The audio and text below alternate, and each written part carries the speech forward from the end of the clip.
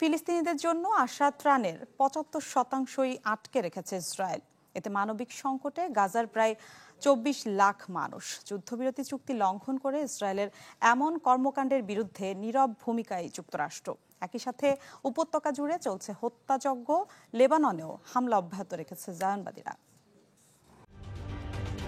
ঢালাইয়ে দৃঢ়তা, নির্মাণে নিশ্চয়তা। প্রিমিয়ার সিমেন্ট, ঢালাইয়ের রাজা।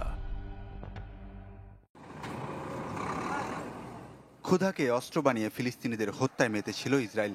যুদ্ধবিরতি ঘোষণায় আশায় বুক বেঁধেছিল উপত্যকাটির মানুষ। ভেবেছিল এবার হয়তো মিলবে আহার। তবে সে পথও বন্ধ করে দেয় দখলদাররা। গাজা কর্তৃপক্ষ জানিয়েছে, প্রতিশ্রুত ত্রাণের মাত্র ১/৪ ঢুকতে দিচ্ছে ইসরায়েল। ৭৫%ই পড়ে রয়েছে উপত্যকার বাইরে। অর্থাৎ প্রতিদিন গড়ে মাত্র ১৪৫টি ট্রাক প্রবেশের অনুমতি পেয়েছে, যা নির্ধারিত দৈনিক ৬০০ ট্রাকের মাত্র ২৪%। গাজার সরকারি দপ্তরের অভিযোগ, ইচ্ছাকৃতভাবে ত্রাণ ও বাণিজ্যিক পণ্যবাহী ট্রাকগুলোকে বাধা দিচ্ছে ইসরায়েল। এত কিছুর পরও নীরব ভূমিকায় মধ্যস্থতা করা যুক্তরাষ্ট্র। এদিকে চুক্তি ভঙ্গ করে উপত্যকার বিভিন্ন স্থানে হামলা চালিয়ে যাচ্ছে ইসরায়েল। দক্ষিণাঞ্চলীয় খান ইউনুস এলাকায় কামান ও ট্যাঙ্কের গোলায় প্রাণ গেছে অনেকের। জাবালিয়া শরণার্থী শিবিরের পূর্ব দিকের কয়েকটি আবাসিক ভবনও গুঁড়িয়ে দিয়েছে ইসরায়েলি সেনারা। আকাশে ড্রোনের উপস্থিতি ও বোমা বর্ষণের কারণে ক্ষতিগ্রস্ত এলাকায় পৌঁছতে পারছে না গাজার সিভিল ডিফেন্স সংস্থা।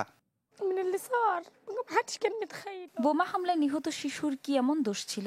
কেন আমাদের ওপর এত নির্মমতা? গাজার মানুষ কবে নাগাদ স্বাভাবিক জীবনে ফিরবে সে নিশ্চয়তা কেউই দিতে পারছে না। লেবাননেও হামলা অব্যাহত রেখেছে জায়নবাদীরা। এতে ১ বছর ধরে চলা যুদ্ধবিরতির ভবিষ্যৎ নিয়ে তৈরি হয়েছে শঙ্কা। নতুন করে নাবাতিয়াত জেলায় হতাহত হয়েছে বেশ কয়েকজন। ২০২৪ সালের নভেম্বরে যুদ্ধবিরতি কার্যকরের পরও দক্ষিণ লেবাননের ৫টি অঞ্চলে সেনা মোতায়েন রেখেছে আইডিএফ।